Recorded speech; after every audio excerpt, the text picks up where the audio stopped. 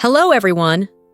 Welcome back to H&P Podcast, a podcast that helps you breathe easier in life. It's great to see you all again in a brand new episode. Our hearts beat to the city streets. We began to feel the fire. We rise like tall buildings as the chemicals, they take us higher. The night's young, it has just begun as she puts her hand in mine. Sex and sexuality. Topics that make many people feel shy and embarrassed just by hearing them.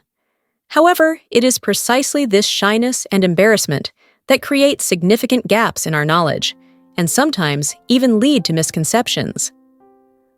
Back when I was in school, students would often joke around. The boys would tease each other, saying, "I'm great at physiology," meaning they were good at both biology and physics.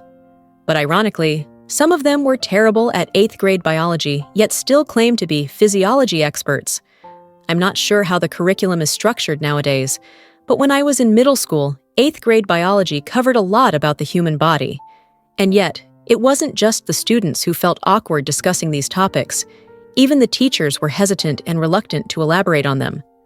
As a result, when we grow up, many people remain confused and unconsciously consider these topics taboo, something shameful that shouldn't be discussed. I remember back in 7th grade, I actually thought that simply sleeping next to someone could make you pregnant. But come on, guys, it's our own bodies. If we don't even understand our own bodies, doesn't that sound a little strange?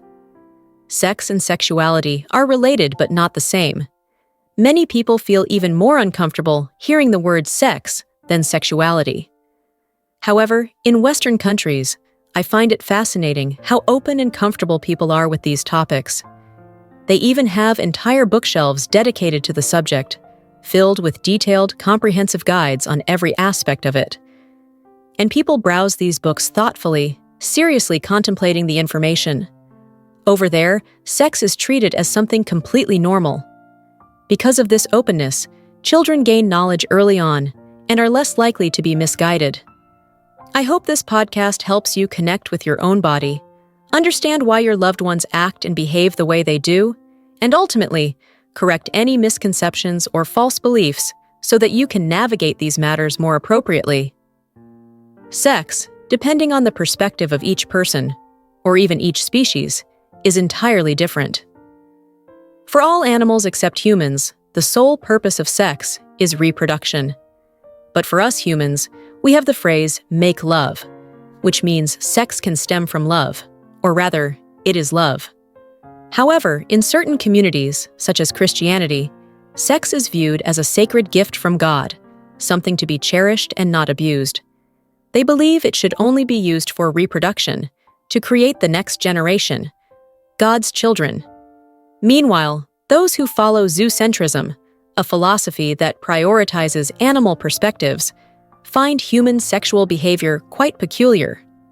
Unlike humans, most animals mate in broad daylight, in public, and solely for reproductive purposes, not for pleasure or love.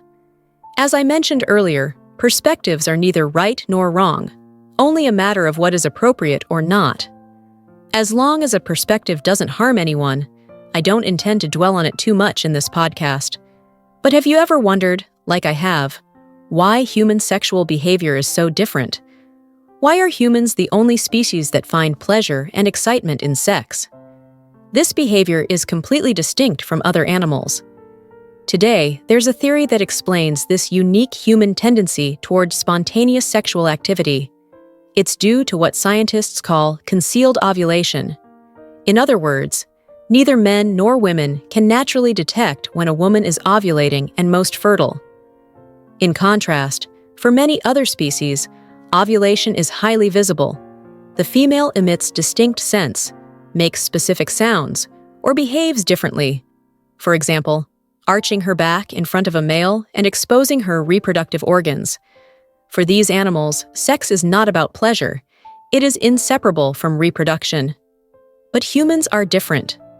How should I put this?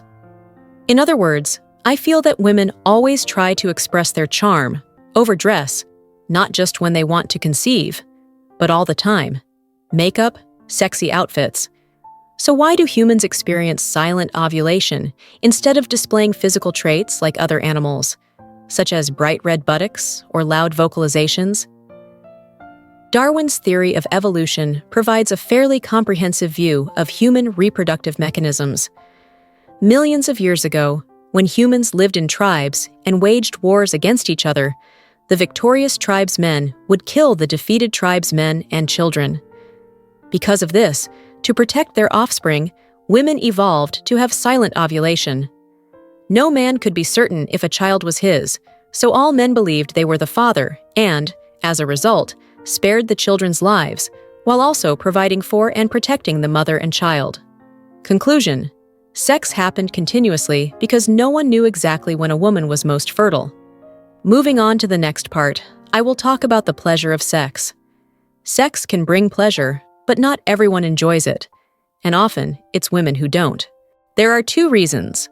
First, men's sexual drive is much higher than women's, and they tend to skip foreplay, which is crucial for women. Biologists have pointed out that testosterone levels regulate sexual desire, and men have 10 to even 20 times more of this hormone than women. Second, female orgasm is quite mysterious. However, in 2008, evolutionary psychology researcher Dr. Tim G. Daly from Newcastle University, along with Professor Daniel Nettle, conducted a study and discovered that a woman's orgasm is often linked to her partner's bank account balance and assets. The researchers found that the wealthier the man, the more frequently his female partner experienced orgasms.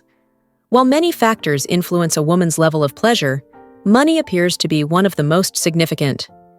If you want to understand more about the importance of money to women, you can check out our podcast episode, How to Become the Ideal Man. Don't judge a book by its title. When it comes to money, it might seem like women are a bit materialistic, huh? Next, let's talk about one-night stands. One-night stands have a much stronger appeal to men than to women. As I mentioned in the previous podcast, for men, sex is like shaving. They can completely separate love from sex, forgetting about their previous encounter as soon as they move on to the next one. They can sleep with a woman and forget about her the very next day. This is why the prostitution industry catering to men is significantly larger than the one catering to women. However, it's different for women. Many female friends have told me, "I'm a tester," meaning I can casually have one-night stands, even with any guy, and still feel fine. But that's just what they say, because their genetic makeup and biological condition tell a different story. Genetics dictate women's habits and behaviors. No matter how they rationalize it, men can have a one-night stand with any woman, but women are different. Even in a one-night stand, the man a woman chooses must still meet at least one of the criteria she seeks in a long-term partner. This is because women find it much harder to separate love from sex. However, times have changed, and the number of women engaging in affairs and one-night stands is increasing. In France, up to 87% of women admit to having cheated on their husbands. Dr. David Buss from the University of Texas gathered data on sexual behaviors in 48 countries worldwide and found that men are most sexually active in their 30s. In contrast, women seem to enjoy flirting more in their 30s. A woman's peak sexual desire occurs between the ages of 35 and 40, as her testosterone levels increase. This is nature's way of encouraging reproduction before menopause sets in and takes away the ability to conceive. After about 40, menopause begins, and women can no longer have children. That's why testosterone levels surge just before menopause. I want to talk a little about menopause in women. Why do women experience menopause, but men don't? Have you ever wondered why only women go through menopause, around ages 45 to 55, losing their ability to conceive, while men's reproductive ability lasts until they die? Scientists have proposed a theory. In ancient times, before advanced medical technology and modern doctors, childbirth for women was like a life or death gamble. They were risking their lives. Giving birth for human females has always been incredibly difficult and dangerous, with a high mortality rate. Because of this, women evolved to have early menopause. Since the older they got, the more exhausting and risky childbirth became, with an increased likelihood of death. So, they developed this trait as an evolutionary safeguard against mortality. Just a little hypothesis, returning to the topic of one-night stands and infidelity among women aged 35 to 40. This is the age group where women cheat the most. They feel that their husbands have become indifferent, and they themselves feel less attractive. At this point, they seek validation from a third party. For women, infidelity is simply a way to draw their husband's attention back, to rekindle the romance they once had, and to remind him that she is not just a mother or a wife, but also a lover. Physical desire is not the main motivation, it is emotional fulfillment. Of course, cheating is wrong, but we all have different motivations. Next, let's talk about one of the common misconceptions among men: the idea that the size of a man's thing matters to women. Who said that? Or is it just men talking to each other? I sometimes see guys joking about size on Facebook. As Charles Murray pointed out in his book, most men assume that if anyone cares about their genitals, it must be women. However, women tend to be attracted to other qualities in men. If the image of a penis means anything to them, it is usually a lack of interest.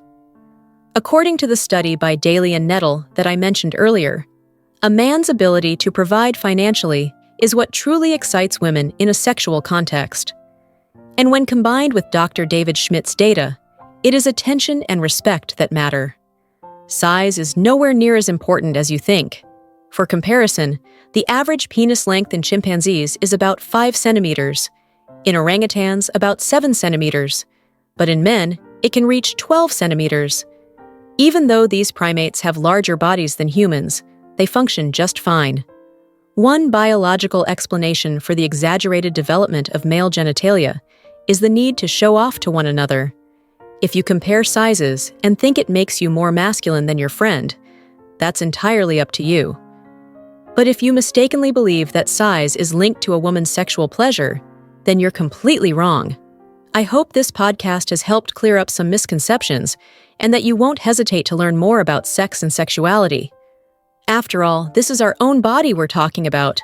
I'll wrap up my thoughts here for today's episode. If you found this content helpful, please share it with your friends and loved ones.